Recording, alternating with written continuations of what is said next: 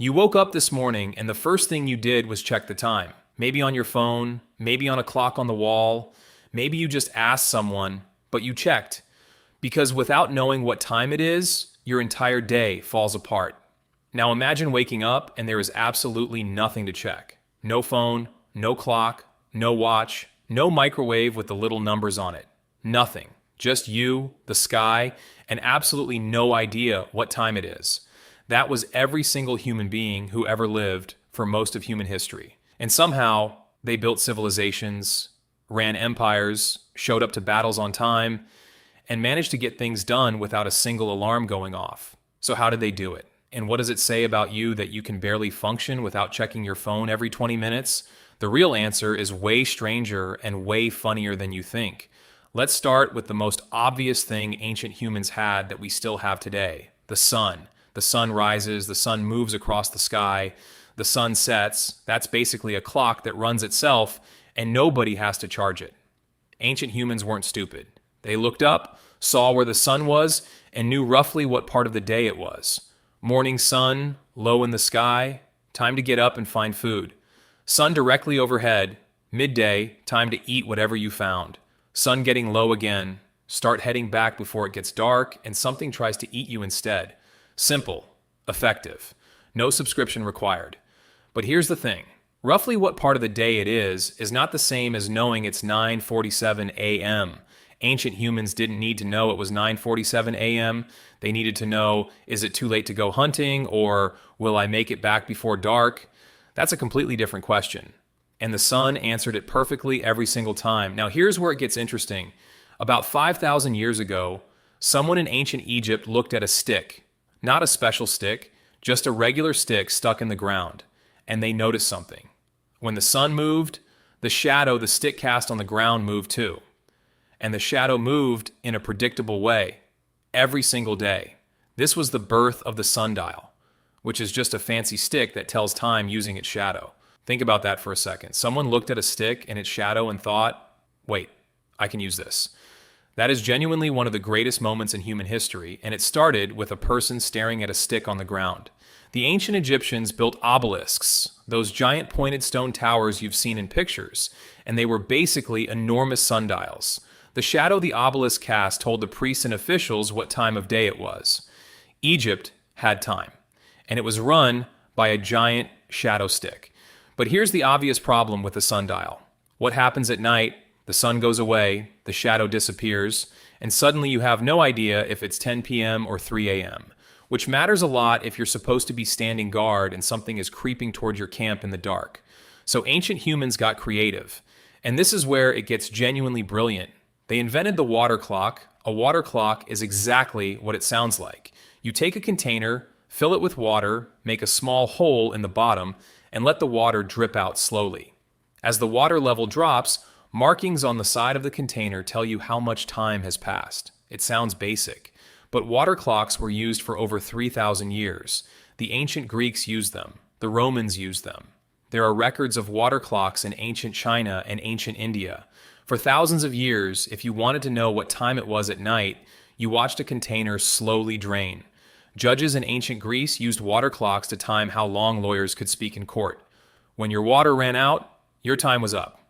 Which honestly sounds like a better system than what we have today. But wait, it gets better. Some ancient civilizations use candles to tell time. You take a candle, mark it at regular intervals, light it, and watch it burn down.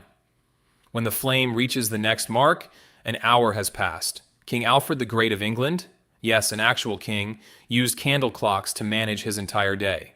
He divided his day into 3 equal parts: 8 hours for work, 8 hours for personal study and prayer, 8 hours for sleep, and he tracked all of it by watching candles burn. A king, managing his kingdom, by staring at candles.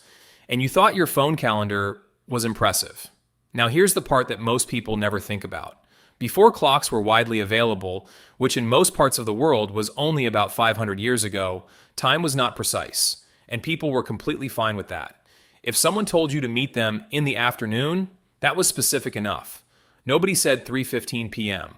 They said afternoon, and both people showed up sometime in the afternoon and found each other. If one person showed up earlier, They just waited. Waiting was normal. Waiting was expected. Nobody was checking their phone every 30 seconds wondering where the other person was.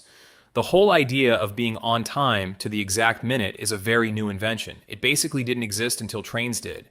Trains changed everything. Before trains, every town kept its own local time based on when the sun was highest in the sky at that location. A town 50 miles east ran about 4 minutes ahead of a town 50 miles west. That was fine. Nobody cared. Nobody was traveling 50 miles in an afternoon anyway. But then trains started connecting towns, and suddenly you had a problem. If the train schedule says it departs at 10 a.m., which town's 10 a.m. do you mean? The town the train is leaving from? The town it's going to? Some town in between? Trains were crashing into each other because nobody could agree on what time it was. So, in 1847, Britain introduced railway time, one standardized time across the whole country. America followed with time zones in 1883.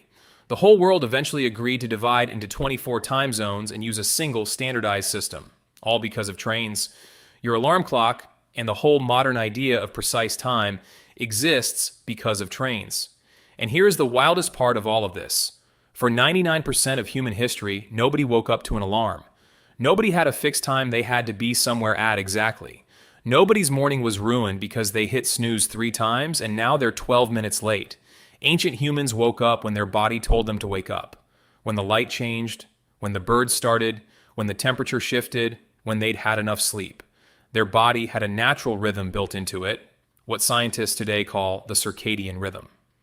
And that rhythm woke them up gently and naturally at roughly the same time every single day. No blaring alarm, no snooze button. No lying there for 25 minutes trying to convince yourself to get up. Just waking up. Naturally. Ready. And researchers who study sleep, including Matthew Walker and circadian rhythm scientists like Till Roenneberg, have found that when humans are removed from artificial light and alarm clocks and allowed to sleep freely, most people naturally settle into a consistent sleep and wake pattern within just a few days. Your body still knows how to do this. It hasn't forgotten. The alarm clock didn't give you structure. It broke the structure you already had. So the next time you slam your alarm off at 6 a.m. and lie there feeling like you've been hit by something heavy, just remember, your ancestors were already up. They were calm, they were rested, the birds were singing, and absolutely nobody was sending them emails. Before clocks existed, time was not something you managed. It was something you lived inside of. The day told you what to do and when to do it. The sun was your schedule. Your body was your alarm.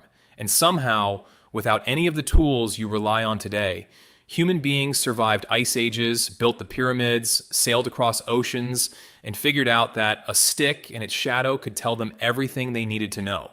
You have a supercomputer in your pocket that can tell you the exact time down to the millisecond, and you're still late.